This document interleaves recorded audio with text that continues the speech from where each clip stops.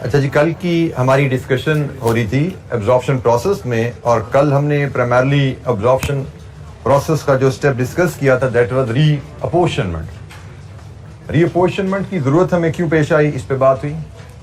रीअपोर्शनमेंट के 3 possible scenarios क्या क्या हो सकते हैं, और फिर हर सिनेरियो को डील करने का तरीका।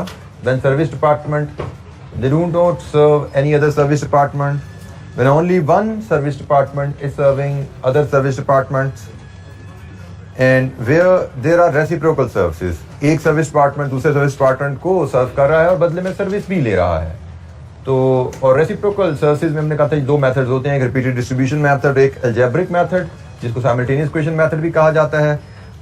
हमने कल यहाँ तक रिपीटेड डिस्ट्रीब्यूशन मेथड तक डिस्कशन हमने कंप्लीट की थी। कोई सवाल, कोई इशू, कोई चीज़ समझ नहीं आई कल के लेक्चर से पूछिए जी बेटा।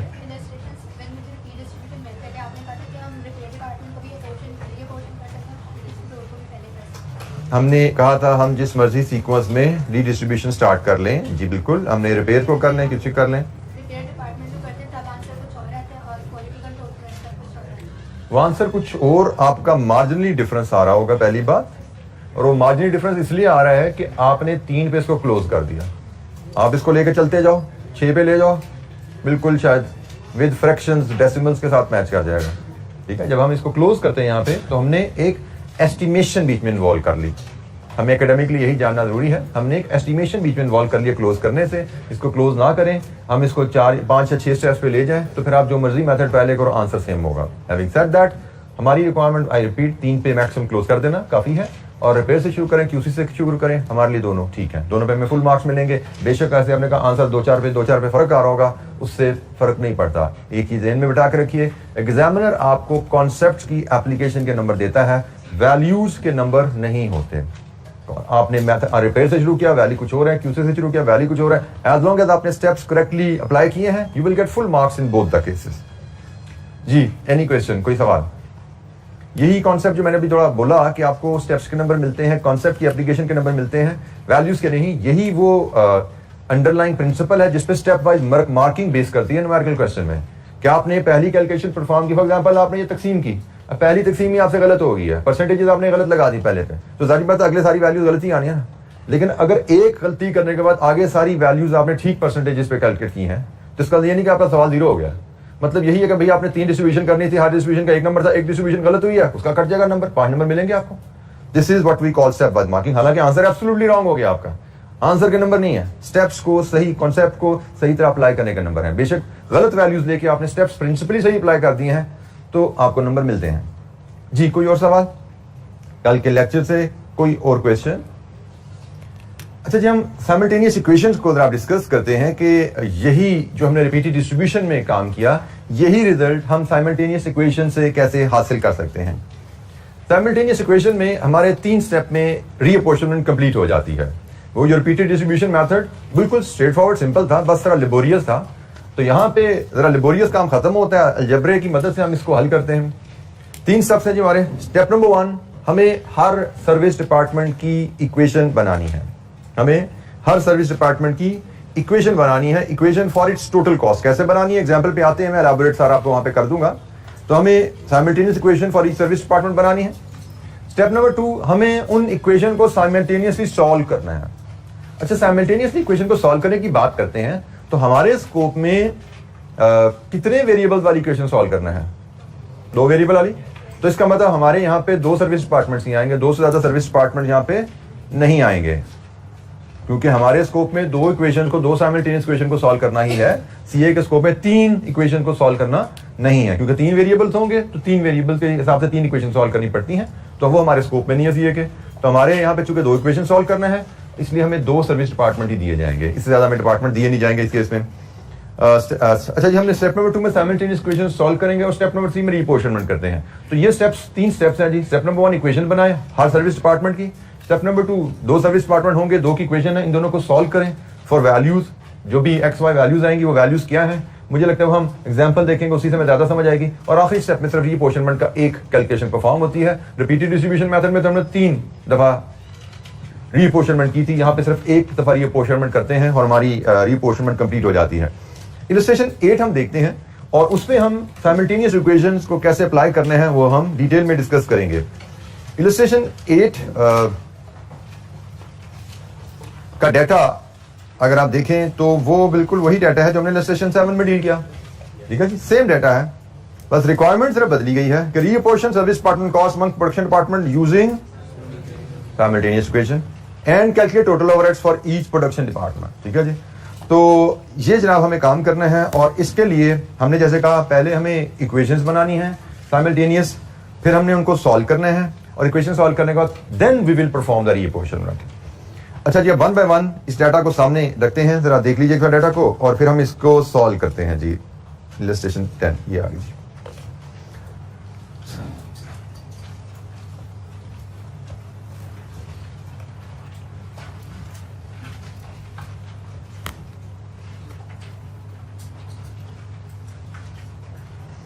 अच्छा जी, सबसे पहले हमने सर्विस डिपार्टमेंट्स की इक्वेशन बनानी है। हमारे पास दो सर्विस डिपार्टमेंट है, एक रिपेयर्स है एक क्यूसी है।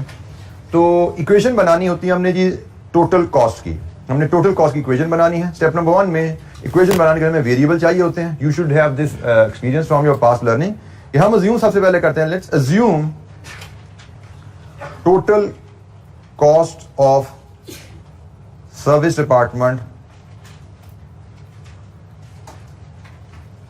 रिपेयर्स, पहला डिपार्टमेंट रिपेयर्स है जी आपका, repairs is R and quality control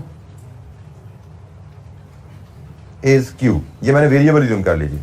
मैंने कहा मैं रिपेयर्स की टोटल सर्विस जो total cost of service department, repair की टोटल कॉस्ट को हम आर से डिनोट करेंगे, क्वालिटी कंट्रोल की टोटल कॉस्ट को हम क्यू से डिनोट करेंगे। अगर रिपेयर की टोटल कॉस्ट आर है, क्वालिटी कंट्रोल की टोटल कॉस्ट क्यू है, then R is equal to, R क्या है जी 14,000।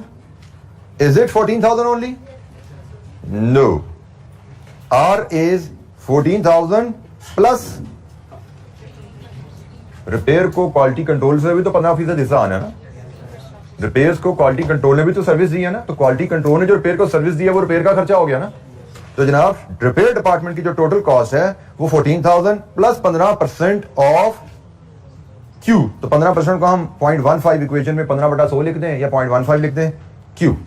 ये है जी रिपेयर डिपार्टमेंट की टोटल कॉस्ट। 14,000 इसकी अपनी cost plus share from other department. So एक सर्विस डिपार्टमेंट की रेसिप्रोकल सर्विसेज केस में एक सर्विस डिपार्टमेंट की टोटल कॉस्ट क्या होती है, उसकी अपनी cost plus share from other service department. ठीक हो गया, तो याद रखिएगा अपनी cost plus share from other service department. जब भी हम ये कहते हैं कि भाई total cost of a service department, total cost of a service department that is equal to own cost plus share from other service department. ये बात याद रखिएगा, total cost of a service department से क्या मुराद है। इसी तरह हम क्वालिटी कंट्रोल डिपार्टमेंट की भी टोटल कॉस्ट मेजर करते हैं। क्वालिटी कंट्रोल डिपार्टमेंट की टोटल कॉस्ट क्या है जी 16,000 plus 30% of repairs. So 16,000 plus 30% को हम 0.30 लिख लेते हैं। रिपेयर्स का मतलब आर है। लीजिए जी, स्टेप नंबर 1, दो सर्विस डिपार्टमेंट्स हमें दिए जाएंगे, सर्विस डिपार्टमेंट्स की टोटल कॉस्ट की इक्वेशन बनाइए। This is how we develop total cost equation for service department, जो मैं स्टेप नंबर 1 लिखा नजर आया था। ऊपर करो नीचे करो।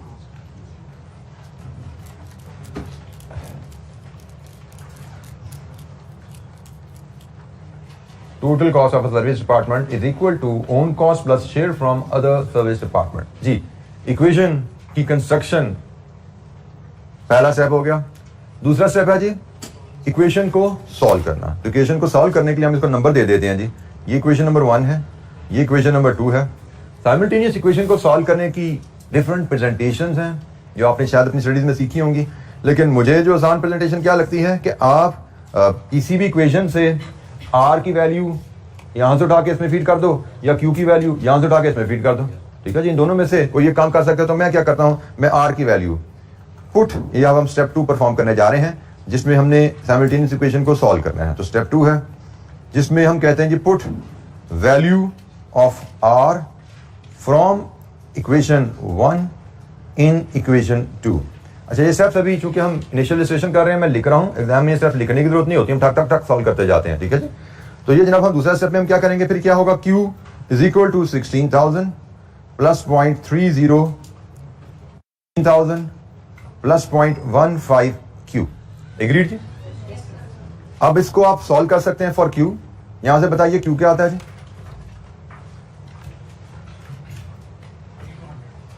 $4,200। Q is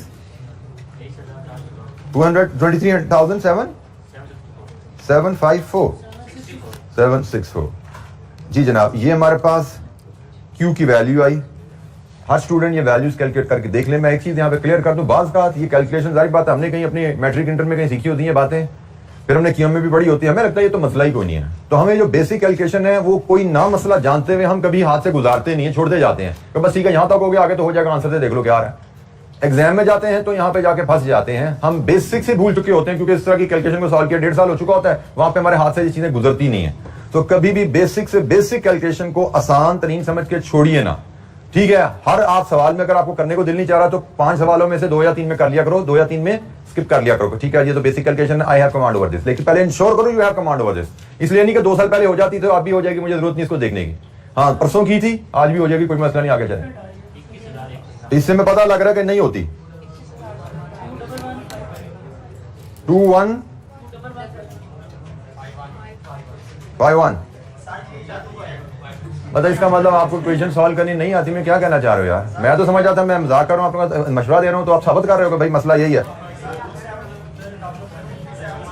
बेटा राउंड ऑफ करने आप जरा फिर एक बार मेरे साथ सॉल्व कर लीजिए, मैं यही कर सकता हूँ। Q is equal to 16,000 plus 0.3 into 14,000, 4,200 plus 0.3 into 0.15, 0.045 Q।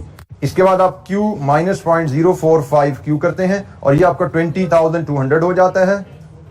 ये आपका क्या बचता है जी, 0.955 Q is equal to 20,200 and Q is 20,200 divided with 0.955 is equal to 21152।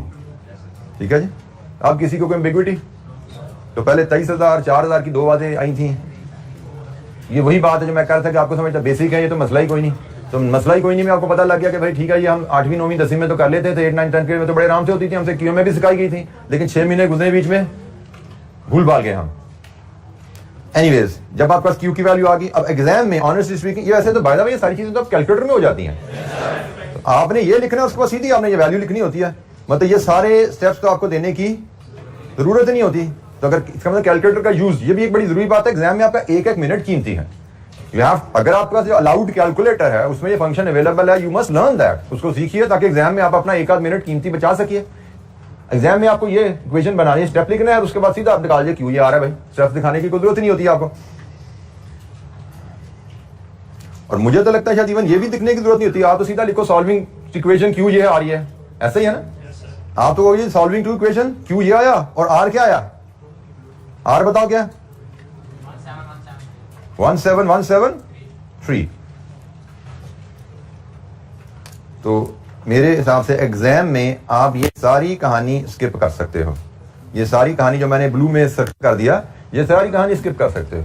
आपने ऊपर इक्वेशन बनाई है और नीचे लिखना है जी सॉल्विंग इक्वेशन क्यों ये है आर ये है, दोनों चीजें कैलकुलेटर से आपको मिल रही हैं। अब जब ये काम हो गया, अब स्टेप 3 आता है विच इज रीअपोर्शनमेंट। ठीक है जी। और रीअपोर्शनमेंट के लिए फिर वही रीअपोर्शनमेंट वाला फॉर्मेट लाएंगे आप सामने। स्टेप नंबर 3 परफॉर्म करना है। रीअपोर्शनमेंट का फॉर्मेट कितने डिपार्टमेंट है जी, 4। तो 1 2 3 4 और 1 कॉलम हम बेसिस का बनाते हैं, क्योंकि रीअपोर्शनमेंट की बेसिस तो बहरहाल हमें चाहिए। तो जनाब ये आई बेसिस, यहां पे डिपार्टमेंट्स हमारे हैं machining, assembly, repairs and QC। और हमारे पास एलोकेटेड एंड अपोर्शन्ड ओवरहेड्स की फिगर अवेलेबल है। It is 50,000, 40,000, 14,000 and 16,000।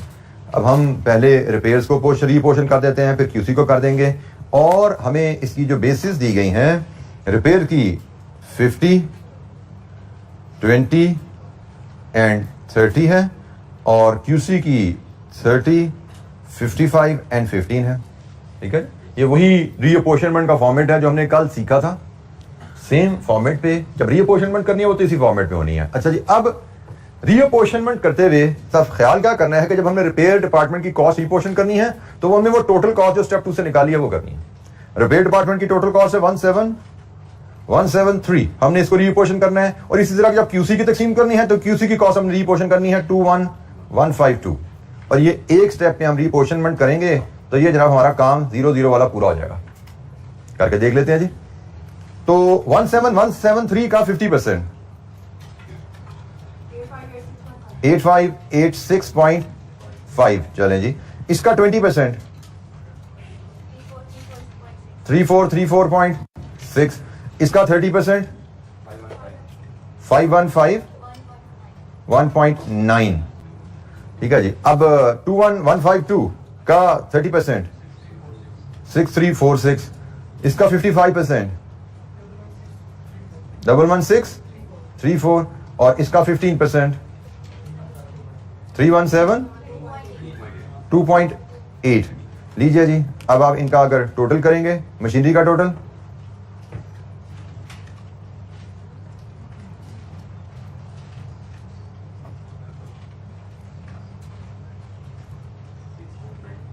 $649,32.5। असेंबली का टोटल, रिपेयर्स का total should be approximately 0, this should be approximately 0। हमने अगर राउंडिंग ऑफ यहां पे की होती, हमने राउंडिंग ऑफ नहीं की, मैंने इंटेंशनली फर्स्ट एग्जांपल थी मैंने नहीं की, लेकिन जनरली हम इसको राउंड ऑफ कर देते हैं। अगर हमने राउंडिंग ऑफ की होती तो ये एग्जैक्टली ये हमारा 0 में मैच हो जाता। उसकी वजह यह है कि शायद यहाँ पे भी कहीं पे राउंडिंग ऑफ हुई होती है, जब आपने ये वैल्यूज भी कैलकुलेट की होती हैं तो मे भी यहाँ पे भी कहीं थोड़ी बहुत राउंडिंग ऑफ हुई होती है, तो राउंडिंग ऑफ डिफरेंस आपका नजर आ रहा है, अदरवाइज ये 0 है। और जब इन आंसर्स को कंपेयर करोगे आप जो आपने किए थे पिछली एग्जाम्पल में, कल हमने की थी ना रिपीटेड डिस्ट्रीब्यूशन मेथड, उसके आंसर बोलो जरा क्या था। इलस्ट्रेशन नंबर 7 से आंसर क्या हमने निकाले थे, 64930 एंड 070। आप देख सकते हैं these answer are almost same. थोड़ा सा ये 1-2 रुपए का जो फर्क आ रहा है वो इसलिए आ रहा है कि हमने तीसरे स्टेप के बाद लाइन लगा दी थी। अगर हम 5वें स्टेप पे चले जाते तो एग्जैक्टली सेम आंसर आ जाते जो अलजेब्रिक मेथड से आए हैं।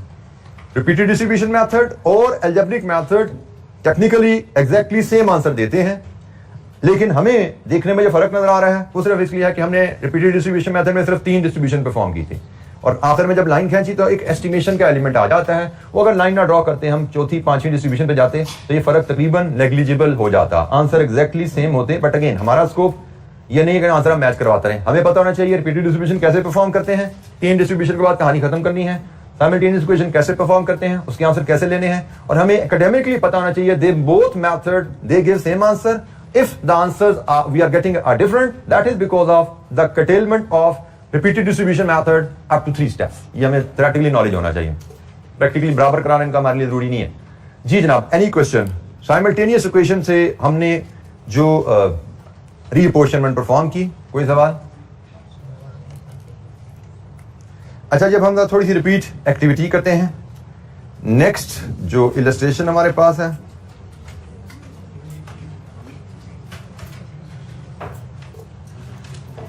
इलस्ट्रेशन 9 हमारे प्लान में नेक्स्ट इलस्ट्रेशन है जी, illustration 9। Let's have a look at that. Requirement, reapportion service department cost amongst production department using simultaneous equation method, calculate total overhead. Same requirement जी। XYZ has 3 production departments, alpha, beta, gamma, and 2 service department, maintenance and payroll. Following table shows how costs have been allocated and the relative usage of each service department by other departments. जनाब departments हमारे पास हैं 3, ये production के हैं और 2 ये service के हैं, और इनकी डिपार्टमेंटल कॉस्ट मतलब एलोकेटेड एंड अपोर्शन कॉस्ट हमें गिवन है जी। ये हर डिपार्टमेंट की कॉस्ट हमें 5 डिपार्टमेंट की 2 प्रोडक्शन 3 प्रोडक्शन 2 सर्विस गिवन है। Then proportion of services as percentage, M ने सर्व किया अल्फा को 20%, बीटा को 30%, गैमा को 25% और P को 25%, M ने सर्व किया, और P ने सर्व किया परसेंटेज में 25, 25, 30 और 20। सिमिलर पैटर्न पे डाटा जैसे पिछले एग्जांपल में था, फर्क सिर्फ ये आया कि यहाँ पे प्रोडक्शन डिपार्टमेंट्स आपके 3 हो गए हैं। पिछले एग्जांपल में शायद प्रोडक्शन डिपार्टमेंट 2 थे, 2 प्रोडक्शन 2 रिपेयर थे, यहाँ पे 3 प्रोडक्शन 2 सर्विस हो गया। हमने जैसे बात की में प्रोडक्शन डिपार्टमेंट बेशक 6 हो जाए, सर्विस डिपार्टमेंट 2 से ज्यादा नहीं होंगे। ये स्कोप लिमिटेशन है, मतलब हमारे सिलेबस की लिमिटेशन है, क्योंकि हमें 2 से ज्यादा इक्वेशन बना के साइमल्टेनियस इक्वेशन सॉल्व करना, that is not in our scope. तो जनाब इसको भी सॉल्व करते हैं साइमल्टेनियस इक्वेशन की मदद से। पहले इक्वेशंस बनेंगी, फिर इक्वेशन सॉल्व होंगी, और फिर उन इक्वेशन से जो आंसर हमें निकलेगा उसको लेकर हम रीअपोर्शनमेंट परफॉर्म करेंगे। Illustration number 9।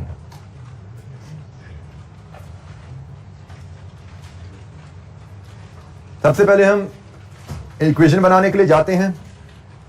Assume total cost of service departments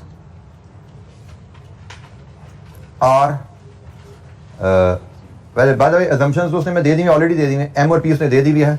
तो वो जनाब M is equal to 2500 plus कितना जनाब P से हिस्सा आया है 20%। हमने क्या लिखा था यहाँ पे, ये जुमला याद रखिएगा। मैं एक चीज क्लियर कर दूं कि इस क्वेश्चन में जो गलती होती है ना बच्चों से, वो यहाँ पे होती है। इक्वेशन बनाते हुए जो हम प्रोपोर्शन लगाते हैं वो गलत लगा देते हैं। तो ये ध्यान में रखना है, own cost plus share from other service department, ठीक है जी। तो जनाब जब हम इक्वेशन बना रहे हैं M की own cost 2500, share from other department, P से कितना हिस्सा आया 20%, तो 0.2 P, और P की total cost own cost 2700 plus share from other department 0.25 P, sorry M लीजिए जनाब। अब सॉल्विंग, इनको सॉल्व कीजिए। M की वैल्यू बताइए, P की वैल्यू बताइए, कैलकुलेटर पे सॉल्व कीजिए और बताइए क्या वैल्यूज हैं। P की 3500, M की 3200। लीजिए ये वैल्यूज कंफर्म कीजिए। Every student should learn how to solve this equation on the calculator and get these answers. हमें एग्जाम में यही प्रेजेंट करना है, क्योंकि हमें QM में सिखा दिया गया है कैलकुलेटर की मदद से इक्वेशन को सॉल्व करना। वो जो सीखा था हमने इस तरह के सवालों पे अप्लाई करने के लिए सीखा था। तो जनाब M और P की वैल्यूज आर बी ओके। किसी बच्चे को कोई दिक्कत है तो अपने साथी से पूछ ले, क्योंकि मुझे नहीं आती है करनी कैलकुलेटर पे। बट मेक श्योर हर बच्चा इसको सीख के यहां से क्लास से ही बाहर निकले।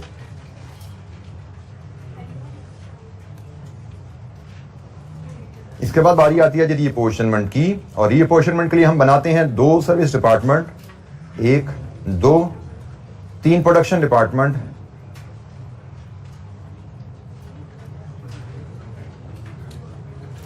और एक बेसिस का column. So basis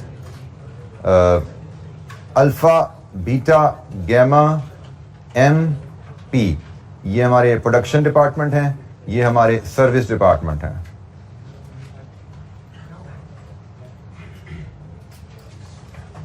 allocated and apportioned overheads की फिगर जो हमें दी गई हैं 3000, 4000, 2000, 2500 एंड 2700। और हमने रीअपोर्शनमेंट करनी है, तो पहले हम M की कर देते हैं, फिर P की कर देते हैं। और बेसिस हमें गिवन है 20, M की 20, 30, 25 एंड 25, और P की बेसिस हमें गिवन है 25, 25, 30 एंड लास्ट 20। ये सारी परसेंटेजेस हैं, क्योंकि टोटल 100 बन रहा है, 100 इससे हो रहे हैं, तो ये परसेंटेज हैं। अब हमने रीअपोर्शनमेंट करनी है, और यहाँ पे हमने बात की थी M की जो कॉस्ट हमने रीअपोर्शन करनी है वो 3200 है। M की कॉस्ट जो हम तकसीम करेंगे वो 3200 है, और P की कॉस्ट जो हम तकसीम करेंगे वो 3500 है। लीजिए जी ये कॉस्ट हमने लिखी है जो हमने साइमल्टेनियस इक्वेशन से सॉल्व करके निकाली थी। कॉलम में वैल्यू 2500 है बट तकसीम 3200 करनी है, कॉलम में वैल्यू 2700 है बट तकसीम 3500 करनी है, जो हमने इक्वेशन को सॉल्व करके निकाली हुई है। लीजिए जनाब इनको सॉल्व करते हैं, अप्लाई करते हैं। 3200 का 20%, 640, 30%, 25%, 800 एंड 800। 3500 का 25%, 875, 875, 30%, 1050 एंड 20%, 700। लीजिए जनाब इन सब का टोटल करेंगे तो ये भी 0 होना है, ये भी 0 होना है। टोटल करके देख सकते हैं। अल्फा का टोटल बताइए। 41, 4515 जी। बीटा का टोटल 5835, गैमा का टोटल 3850। लीजिए जी, दैट्स इट। तो यही सवाल, यही काम रेसिप्रोकल सर्फेसेस का रिपीटेड डिस्ट्रीब्यूशन से भी होता है, विच इज लेबोरियस।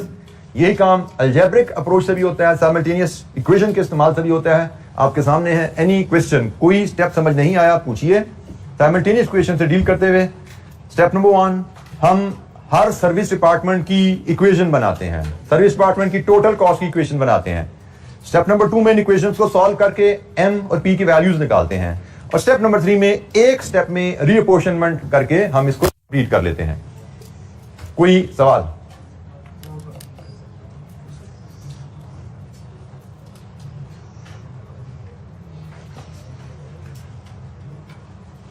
अच्छा जी, इलस्ट्रेशन 10 आपकी होम असाइनमेंट रहेगी। हम इलस्ट्रेशन 11 को देखते हैं, लेकिन इलस्ट्रेशन 11 भी मैं इसको क्लास असाइनमेंट के तौर पे देखूंगा, ठीक है जी। मतलब I want you to attempt it. थोड़ा सा तसल्ली से इसको करना पड़ेगा, क्योंकि इसमें डाटा तो सेम है लेकिन उसकी प्रेजेंटेशन सिर्फ बदली है। डाटा की प्रेजेंटेशन थोड़ी घुमा दी गई है, चीजें वही हैं सारी जो पिछली एग्जांपल में हमने देखी हैं। रिक्वायरमेंट आपकी है जी, reapportion, same requirement, reapportion service department cost amongst the production department using simultaneous equation method and calculate total overhead cost for each department।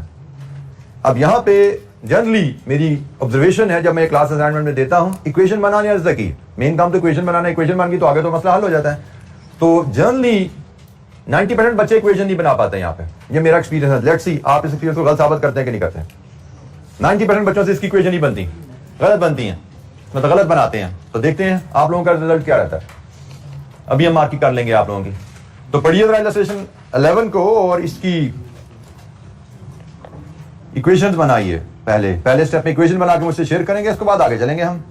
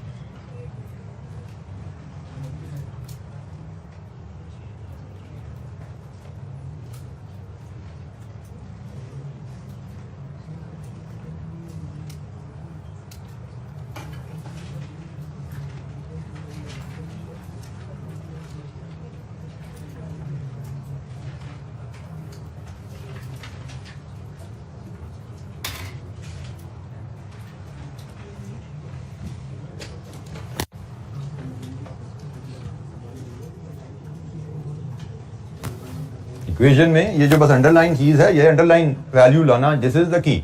तो जनाब कर पाए कोई? m is equal to 18,600 plus 0.1 c जी। स्टूडेंट कह रहे जी 0.1 c। Do we have any other option? 0.2 any other option? नहीं, दो ऑप्शन है जी सर हमारे पास। अच्छा जी, अब c की क्या कहानी है? 6600 प्लस 0.19। कोई और ऑप्शन है? 0.4 अच्छा सॉरी 1.2 5.2 मतलब एम का खर्चा अपना खर्चा 4 रुपए 100 रुपए है, आप उसका 500 4 आप किसी को देना चाह रहे हो? सी का बता मुझे इक्वेशन बता, किस इक्वेशन की बात कर रहे हो? इसकी बात कर रहे हो? मैं सिर्फ ये वैल्यू पूछ रहा हूं, यहाँ पे क्या आना है भाई? इधर क्या आना है ये बोल दो आप।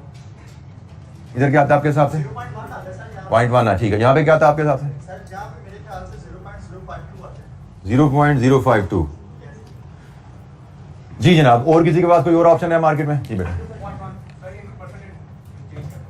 चेंज कर दो परसेंट, इसको ऊपर ले जाओ उसको नीचे ले जाओ। देखा कितने इंटरेस्टिंग केसेस मान रहे हैं यहाँ पे। 0.19 और 0.1 लीजिए जी, ये एक और केस आ गया, लीजिए जी। और बोलिए जी, और किसी ने कुछ कहना है जी? आप भी कुछ कहना चाह रहे हैं? आप कह रहे हैं कि ये ठीक है जो लिखा हुआ है? अच्छा यही करना जो कर दिया हमने जी। और जी 0 आना है, मतलब M 0, मतलब आप कह रहे हैं कि यहाँ पे 0.1 आएगा, यहाँ पे 0 आएगा। चले ठीक हो गया जी, गुड हो गया। तो अब आपने देखा कि इसका मतलब मेरा अंदाजा ठीक था कि 90% बच्चे शायद ये इक्वेशन नहीं बना पाते। अब हालांकि है इसमें कुछ नहीं, एटलीस्ट कैंटीन अगर हम कहें इसमें तो कुछ ये जो कहानी है किस डिपार्टमेंट की कहानी है जी? ये maintenance, sharing out of maintenance cost. तो मेंटेनेंस कॉस्ट की शेयरिंग में तो कोई दिक्कत ही नहीं थी। आपको बताया गया था कि किसी डिपार्टमेंट की टोटल कॉस्ट क्या होती है, उसकी अपनी cost plus share from other department. तो कैंटीन की टोटल कॉस्ट क्या होगी? कैंटीन की अपनी कॉस्ट प्लस कैंटीन को जो मेंटेनेंस डिपार्टमेंट ने सर्विस दी। यही बताया ना यहाँ पे कि मेंटेनेंस डिपार्टमेंट ने कैंटीन को 10% सर्विस दी है। तो ये जो कैंटीन की कहानी है वो तो है जी, आपकी कैंटीन की कहानी जो है वो तो ये है जी, अपनी कॉस्ट कैंटीन की प्लस 10% मेंटेनेंस ने भी इसको सर्विस दी है ना। मेंटेनेंस ने जो डिफरेंट डिपार्टमेंट को सर्विस दी है, कैंटीन को 10% सर्विस दी है। हेलो क्या हो गया पुत्र? मैंने ये जुमला जो ना गोला लगाया था, किसी वजह से लगाया था। मैंने कहा था कभी दिक्कत हो ये गोला पढ़ लेना। ये क्या लगाया हुआ है, क्या लिखा हुआ है? Own cost plus share from other department. Canteen का अपना खर्चा प्लस कैंटीन को दूसरे डिपार्टमेंट जो सर्विस दी। तो कैंटीन के अलावा दूसरा डिपार्टमेंट कौन सा भाई? मेंटेनेंस। तो मेंटेनेंस ने कैंटीन को कितनी सर्विस दी, यह है कैंटीन की टोटल कॉस्ट। और वो लिखा हुआ है इस पैराग्राफ में कि मेंटेनेंस ने कैंटीन को कितनी सर्विस दी। जी बेटा बोलिए। तो नीचे वाले की बात बाद में आएगी बेटा, हम अभी फिलहाल डिस्कस कर रहे हैं कैंटीन डिपार्टमेंट की टोटल कॉस्ट। कैंटीन डिपार्टमेंट की टोटल कॉस्ट को डिस्कस कर रहे हैं। नीचे वाला टेबल भी रेलेवेंट है, बट वो मेंटेनेंस डिपार्टमेंट की कॉस्ट की इक्वेशन में रेलेवेंट है। यहां पे रेलेवेंट क्या है कि कैंटीन का अपना खर्चा कितना है? दोबारा देख लो, कैंटीन का अपना खर्चा कितना है? 6600 प्लस मेंटेनेंस ने इसको कितनी सर्विस दी है? तो मेंटेनेंस से इसको हिस्सा आना है। तो मेंटेनेंस का हिस्सा जो आएगा वो इस बेसिस पे आएगा। हमें बताया गया है मेंटेनेंस की कॉस्ट जो कैंटीन डिपार्टमेंट को चार्ज होगी वो मेंटेनेंस की कॉस्ट का 10% है। जी जनाब। वो बस सास उठ के लगे है, फिर बाद में नहीं कहना बाहर जाकर सर ने समझाया नहीं, पता नहीं गाल कर देने सर। तो बेटा इधर देख क्या बता, किस चीज से एग्री किया तूने? किस चीज से एग्री किया बता रहा मुझे? चले गुड। तो ये यहां से एक और चीज बात है जो मैंने कहा था, सवाल को बार बार पढ़ना है। तो अगर आप सवाल को बार बार नहीं पढ़ते तो चांसेस हैं कि पहली दफा में आप मिसगाइड हो जाते हैं, क्योंकि आपके जहन में एक मेडिकल फैक्टर है कि आपके जहन में अपने प्रायर एक्सपीरियंस को लेकर माइंडसेट होते हैं।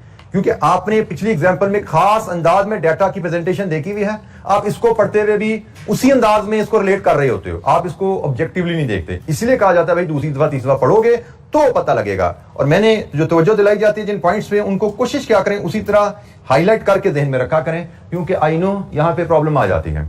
अपनी cost plus share from other department. So canteen की जब इक्वेशन बनाते हैं तो कैंटीन का अपना खर्चा plus share from other department. Maintenance से कैंटीन को कितना हिस्सा आ रहा है? 10%। तो ये कहानी हमारी क्लोज हुई। ठीक है जी, ये हमारी इक्वेशन ओके हो गई है। और इसमें हमारे पास डिफरेंट ऑप्शन थी, ठीक ऑप्शन भी बच्चों ने बताई थी, लेकिन गलतियां ज्यादा थी, ठीक एक थी। मतलब आप देख सकते हैं, मैंने अगर 1 2 3 4 5 आंसर लिखे थे, 5 में से 1 आंसर ठीक था, 5 में से 4 आंसर गलत थे। तो ये एक बस सैंपल बेसिस पे देखें तो 80% बच्चों के जवाब गलत है, सैंपल भी लगाया तो ट्रू सैंपल नहीं था, लेकिन बहरहाल ये कहानी थी। ये तो होगी कैंटीन की इक्वेशन। अब आए मेंटेनेंस की इक्वेशन पे, वहां पे भी यही बात है जी, अपना खर्चा प्लस शेयर फ्रॉम कैंटीन। तो कैंटीन ने जो शेयर दिया उसकी कहानी आ रही है जी, ये कैंटीन के शेयर की कहानी है। हमें कहा गया है कि कैंटीन डिपार्टमेंट की जो कॉस्ट है वो रीअपोर्शन होनी है on the basis of number of employees in the other 3 department. अगर सवाल ध्यान से पढ़ा तो यहां पर उसने क्लियरली बताया हुआ है कैंटीन की कॉस्ट तकसीम होनी है on the basis of employees in the other 3 department, मतलब कैंटीन के एम्प्लॉइज को शामिल नहीं करना इस वर्किंग में। क्वेश्चन में बताया हुआ है, अगर उसने ना भी बताया होता तो ये क्लियर है कि हमने भाई कैंटीन की कॉस्ट को बाकी डिपार्टमेंट में तकसीम करना है, कैंटीन की कॉस्ट को अपने पास लेके नहीं बैठना, कैंटीन की कॉस्ट को बाकी डिपार्टमेंट में तकसीम करना है। तो कैंटीन के एम्प्लॉइज वैसे ही यहां पे हमने इग्नोर करने होते हैं, लेकिन इस क्वेश्चन में उसने क्लियरली बता दिया ना कि भाई बाकी 3 डिपार्टमेंट के एम्प्लॉइज की रेशियो में, अब ये परसेंटेजेस नहीं है, अब ये रेशियो आ गई है। तो टोटल कितने एम्प्लॉइज हैं? 50 में से मेंटेनेंस के पास कितने हैं? 10। तो 10/50 एम्प्लॉइज, टोटल एम्प्लॉइज में से 10 मेंटेनेंस के पास हैं, तो कितने, क्या वैल्यू बनी जी है? 10/50। तो 10/50 बनती है जी आपकी, 10/50 लिख दो या 0.2 लिख दो, एक ही बात है, ठीक है जी। तो 10/50 C या इसको आप 0.2 C भी लिख सकते हो। तो यहां पे भी हमारे 5 जवाबों में से एक जवाब किसी बच्चे ने ठीक बोला था यहां पे। जी जनाब, एनी क्वेश्चन? सॉरी, मैंने कहा मेंटेनेंस डिपार्टमेंट की कॉस्ट, टोटल कॉस्ट हम जानना चाह रहे हैं। तो मेंटेनेंस डिपार्टमेंट की टोटल कॉस्ट क्या होगी? इसकी अपनी cost plus share from canteen department. Canteen cost से शेयर, तो कैंटीन की कॉस्ट तो सी होती है, तो सी में से जो शेयर मिलना है वो नंबर ऑफ एम्प्लॉइज की बेसिस पे मिलना है। 3 डिपार्टमेंट्स के एम्प्लॉइज टोटल है 50, इसमें से मेंटेनेंस के पास है 10, तो 10/50 कैंटीन की कॉस्ट का जो 10/50 हिस्सा है वो मेंटेनेंस को चार्ज हो जाएगा। तो हमने मेंटेनेंस डिपार्टमेंट में 10/50 C ऐड कर दिया। 10/50 या 0.2 एक ही बात है। ये जब हमारी इक्वेशन बन गई है, असल चैलेंज इक्वेशन बनाने का ही है। मेजर मार्क्स अगर ये से 6 नंबर का सवाल होता है या 8 नंबर का सवाल होता है तो मुझे लगता है 8 नंबर में से आधे नंबर तो इक्वेशन पे ही निकल जाते हैं। इक्वेशन आपने सही बनाई है तो एग्जामिनर 4 मार्क्स आपको यहीं पे दे देता है, क्योंकि उसके बाद तो इक्वेशन सॉल्व करना कैलकुलेटर पे आपका फ्रैक्शन ऑफ अ मिनट का काम है, मे बी 5-10 सेकंड में आप इसका सोल्यूशन निकाल सकते हैं। उसके बाद रीअपोर्शनमेंट 2 कैलकुलेशन ही है ना, वो भी इतना लंबा काम नहीं है। असल जिसमें दिमाग थोड़ा सा इस्तेमाल होता है वो ये इक्वेशन बनाना है। इक्वेशन बनाने के लिए आपको सवाल तसल्ली से पढ़ना है, बार बार पढ़ना है, थोड़ा सा एक लम्हा पॉज लेकर सोचना है। और वो जुमला जो मैं बोलता हूं कि भाई किसी भी डिपार्टमेंट की total cost is its own cost plus share from other department, वो जुमला जहन में लाएंगे तो ये चीज इक्वेशन आपकी शायद ठीक बन जाती है। तो जनाब इसको सॉल्व करें, तो सॉल्विंग आगे चलते हैं। सॉल्विंग एम बताएं क्या है, सी क्या है? 20327 और सी 8633। लीजिए जी, इसको आप फाइनल कीजिए। मुझे रीअपोर्शनमेंट करने के बाद आप मुझे असेंबली में असेंबली और finishing after reapportionment total overheads बताइए क्या आते हैं इन 2 डिपार्टमेंट के। सर्विस डिपार्टमेंट के तो 0 हो जाने हैं जी, I am not interested in those. मुझे इन 2 डिपार्टमेंट्स के ओवरहेड्स बताइए रीअपोर्शनमेंट के बाद क्या आते हैं। तो कंप्लीट कीजिए इस कैलकुलेशन को, और रीअपोर्शनमेंट के बाद ये वैल्यूज क्या आती हैं बताइए जरा।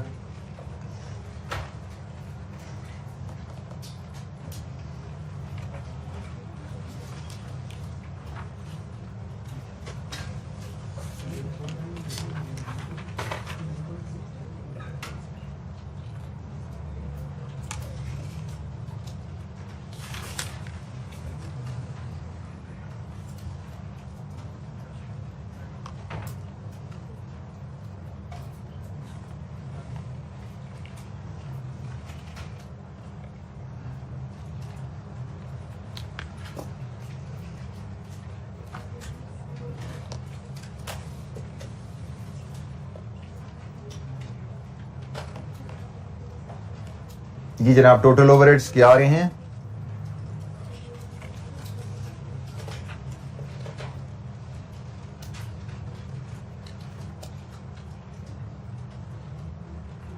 असेंबली के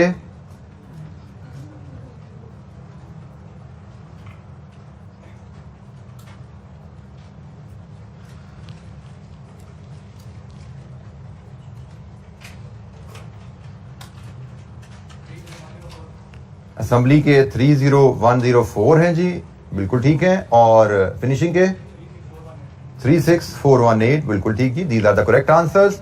total overheads after reapportionment, service departments M और सी की कॉस्ट को जब हम रीअपोर्शन कर देते हैं तो असेंबली की कॉस्ट प्लस उसका शेयर एम से प्लस उसका शेयर सी से, टोटल ये बनता है। फिनिशिंग की अपनी कॉस्ट प्लस उसका शेयर एम से प्लस उसका शेयर सी से, टोटल फिनिशिंग की कॉस्ट ये बनती है, और एम और सी की कॉस्ट 0 हो जाती है। जी कोई सवाल? जी बेटा जी अभी कर लेते हैं बात। जी बेटा नंबर ऑफ एम्प्लॉय सवाल अगर आप ध्यान से पढ़ते हैं तो उसने आपको बताया हुआ है कि कैंटीन डिपार्टमेंट्स के जो ओवरहेड्स हैं are to be reapportioned on the basis of number of employees in other 3 departments.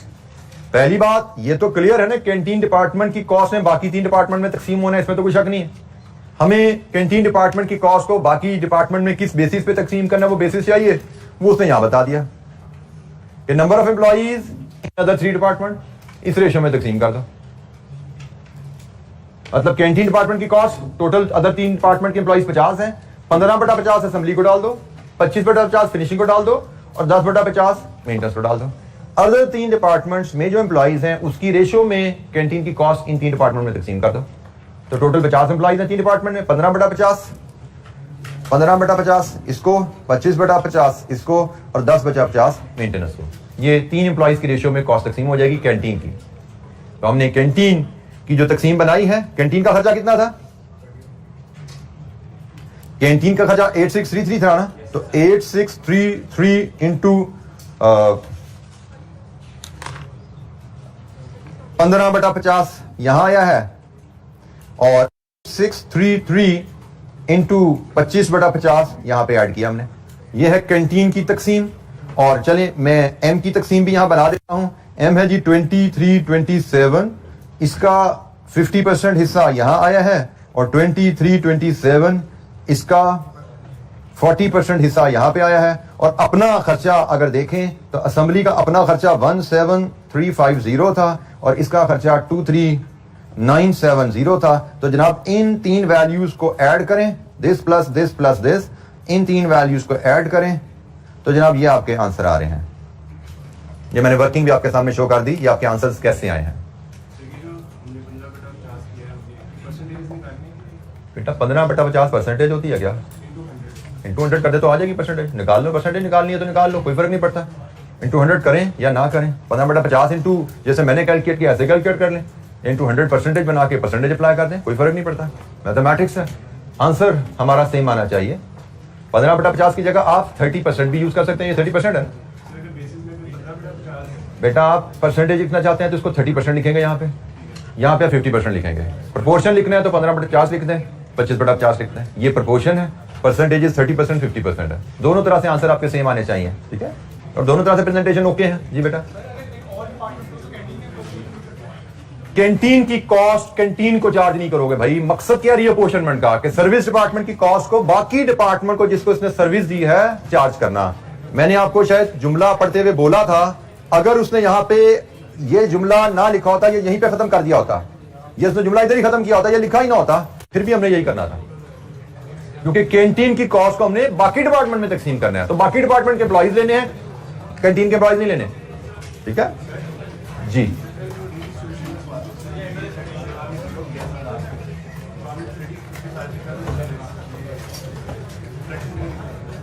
जी वो प्रोपोर्शन बन गए थे ना, क्योंकि उसके 100 हिस्से नहीं रहे। परसेंटेज तो तब रहती है जब 100 हिस्से हों, जब 100 नहीं है, जब 100 नहीं है तो फिर ये प्रोपोर्शन बन गया है।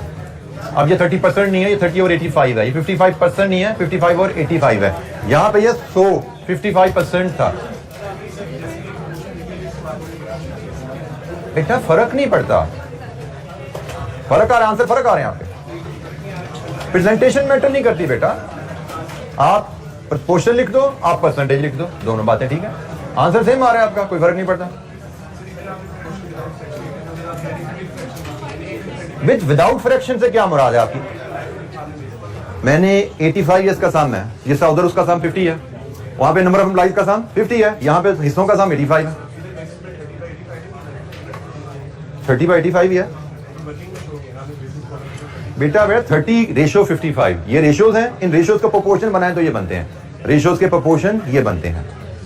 इसलिए आपको प्रोपोर्शंस और परसेंटेजेस का चैप्टर भेजा गया कि उसको कीजिए।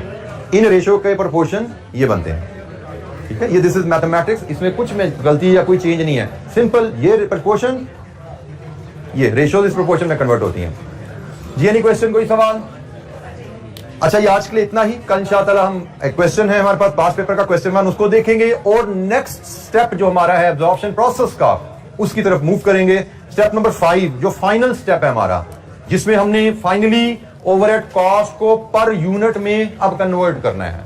अब हमने ओवरहेड कॉस्ट को पर यूनिट में कन्वर्ट करना है, जो अल्टीमेट हमारा एब्जॉर्प्शन ओवरऑल इस प्रोसेस का एम था। तो वो कल इंशाअल्लाह हमारा कंप्लीट होगा। आज के लिए इतना ही। Thank you very much. अस्सलाम वालेकुम।